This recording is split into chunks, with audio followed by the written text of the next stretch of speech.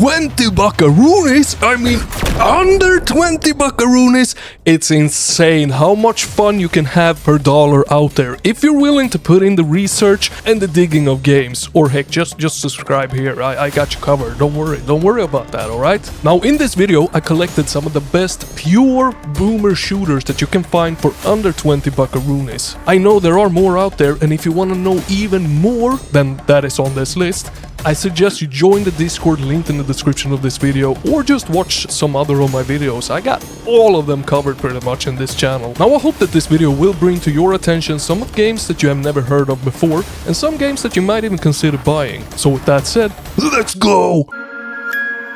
Now the games, they're in no particular order, so you know that they're just scrambled together into one video, okay? And first up we got Postal Brain Damage. Sitting at just under 20 buckaroonies, this is a true modern boomer shooter. It mixes old school graphics with modern and has that sweet fast-paced movement with arena-style fights that is hard to put down. Now this game goes actually beyond just that. This one, it does boast somewhat of a quirky story with a lot of adult humor. And not always spoken adult humor, sometimes it's just purely visual. Still, it's definitely not for kiddos. And the game is still being updated even to this day. The most recent major update introduced a level editor, and the developer is hosting a map jam for the game right now. So expect a lot of cool and weird custom maps to come out of this, making for endless amounts of fun, satisfying combat, and sweet graphics to be had for just under 20 buckaroonies. Two of my all-time favorites, both costing the same, but Papa 2 is still in early access. Not sure if they will increase the price once it leaves early access, but time will tell. For now at least, it's sitting at just under 20 bucks, and both games offer some of the coolest comic-style graphics I have ever seen, mixed in with some modern elements like shadows, lightning, and lots of gore. Both games also has absolute banger soundtracks, making your heart pound while the metal dynamically kicks in during hectic boom shoot fashion fights. Now this doesn't mean that both games are exactly the same though. They are similar in a lot of ways, but also a lot different in even more ways. And as it stands, Forgive Me Father 2 is still in early access. And if you're new to the series, I would actually recommend giving the first one a spin before buying into the second one. It offers a lot more hours of game and a complete experience. And if you end up liking that, you can expect some changes to the core of the gameplay and lots of bigger, better and cooler everything in the second game. You know, I scare so easily that I get scared even playing DUSK. That's how freaking easily I scare. Now this is what many likes to call the granddaddy to modern boomer shooters, the papa of modern indie first-person shooter games. I'm of course talking about the fast-paced demon-slaying, HD updated DUSK. A fine game for right under 20 buckaroonies that will probably introduce you to the wild subgenre of boomer shooters in the best possible way. It offers fast movement, crazy weird demons, all kinds of environments and psycho trips through time and space itself, bosses, fun powerful weapons, and of course all of that is toppled with kick-ass metal music by no other than Andrew motherflippin' Hrot. Now available with both the super low poly low resolution look and the alternative HD mod that amps the visuals up a lot. And to be completely honest here, the HD version of DUSK is what appeals to me the most, because that reminds me the most of how I remember the game's looking. Make sense? Where we going? That's a new enemy, huh? It's not a nice one either.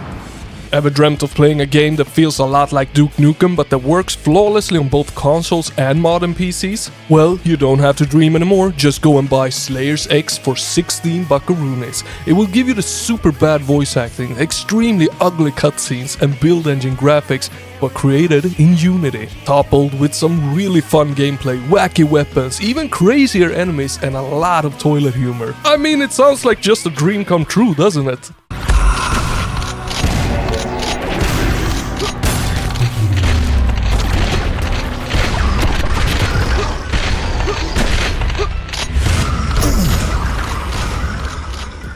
Dread Templar might be the one closest to DUSK in this list. It's got everything that I mentioned in the DUSK segment, including kick-ass metal music, but this time by the legend Primevol. Now the thing with Dread Templar and why I so often recommend it before Dusk is that it takes it one step further in making the game more deep and replayable. You have much more advanced secrets, including secret levels, upgrades and currencies to increase certain attributes and even upgrade your weapons. And these things are not super easy to come by in the game. You will have to actively look for them, and heck, many of the times even have to replay levels to look even harder.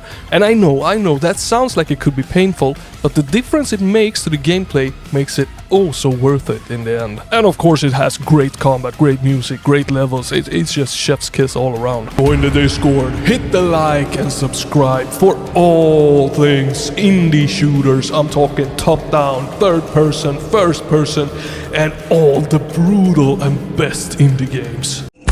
So iLLWiLL is in its core a very basic boomer shooter. It's got some cool weapons and enemies, and that's pretty much how far it goes in terms of game mechanics. But what makes it stand out so much is its levels and graphics. They are so dang beautiful to look at times it feels like playing inside of a high-resolution painting, and the more modern graphics are actually very well done. Created by just one person, it's very impressive to gaze upon everything that has been created in this game, especially the use of light sources, how they create certain shadows and help bring the atmosphere up in the game. It's also damn satisfying making the enemies turn into bits and pieces with your shotgun, making it feel like the game all in all focuses solely on your experience to be a fun and memorable one.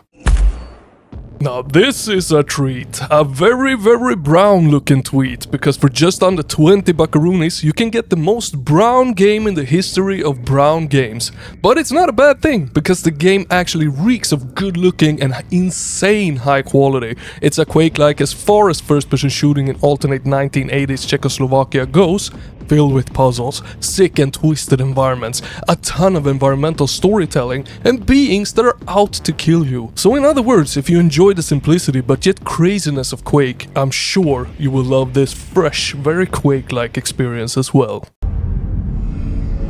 Champion, it is time.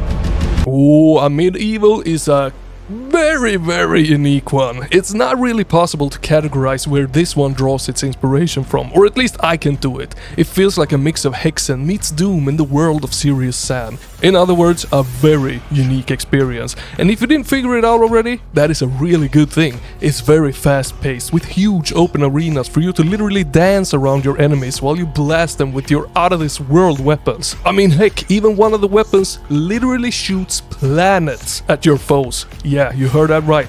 Planets. And it all just blends in so well in the medieval magical fantasy setting that makes the whole game look so darn beautiful. And I mean, compared to Hrot, which looks unique in its own way, that is, this one is bursting with color. So much so that it even has an RTX mode. And the best part of it all is that I haven't even finished a medieval nor its expansion.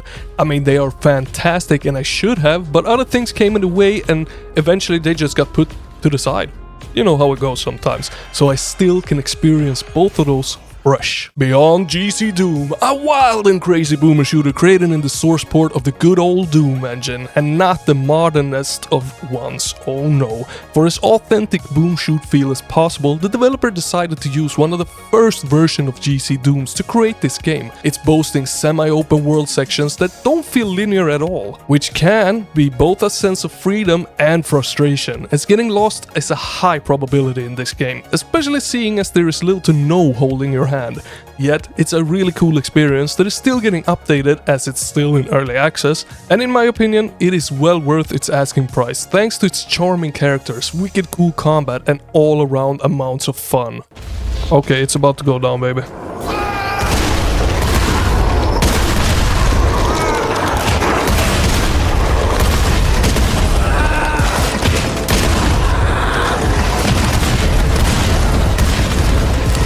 Project Warlock 2, my beloved. Also another title still in early access, and this one, well, it's getting some major overhauls. For the better, that is.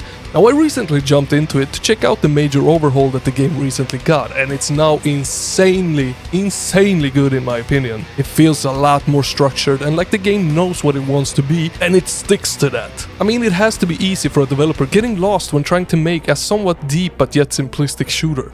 But Project Warlock 2 has so many cool things going for it, and it finally knows how to utilize those things in the best way.